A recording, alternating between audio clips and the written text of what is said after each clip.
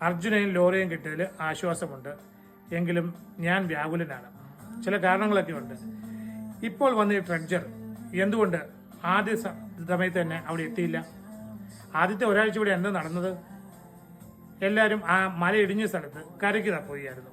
പിന്നെ അടുത്ത ഒരാഴ്ച ആ റോഡിന്റെ താഴെയുള്ള ആറ്റുതീരത്ത് തപ്പുകയാണ്. പിന്നെ മൂന്നാമത്തെ ആഴ്ച വേറെ സ്ഥലത്ത് തപ്പുകയാണ്. ഓരോരോ അഭിപ്രായങ്ങൾ ഇങ്ങനെ മാറി മാറി മറിഞ്ഞു വരുന്നു. നമുക്ക് എന്തുകൊണ്ട് ഒരു എക്സ്പേർട്ട് ടീം ഇതുപോലൊരു ഡിസാസ്റ്റർ, ഒരു ദുരന്തം ഉണ്ടാകുമ്പോൾ അതിനെക്കുറിച്ച് ഇമ്മീഡിയറ്റ് ആയിട്ട് ഒരു റിസൾട്ട് തരാനായിട്ട് ഒരു പഠനം നടത്തി ഇതാണ് ചെയ്യേണ്ടതെന്ന് പറയാനുള്ള ഒരു എക്സ്പേർട്ട് ടീം എന്തുകൊണ്ടില്ല? നമ്മുടെ രാജ്യത്ത് എത്ര IIT-കളുണ്ട്, എക്സ്പേർട്സ് ആയിട്ടുള്ള എത്ര പ്രൊഫസേഴ്സ് ഉണ്ട് ഫിസിക്സിലും എഞ്ചിനീയറിംഗിലും ഒക്കെ. ഇവരാരും എന്തുകൊണ്ടാണ് ഇങ്ങനെയുള്ള കാര്യങ്ങൾ വരുമ്പോൾ മുമ്പോട്ട് വരാത്തത്? എന്തുകൊണ്ടാണ് നമ്മുടെ കേന്ദ്ര ഗവൺമെന്റ് ഇതിനു വേണ്ടിയിട്ടുള്ള ഒരു ഡിസാസ്റ്റർ മാനേജ്മെന്റ് ടീമിനെ പെട്ടെന്ന് അയക്കുന്നില്ല? ഈ 71 ദിവസമൊക്കെ എടുക്കുക എന്ന് പറഞ്ഞാൽ നമ്മുടെ രാജ്യത്തിന് തന്നെ ഒരു നാണക്കേടല്ലേ?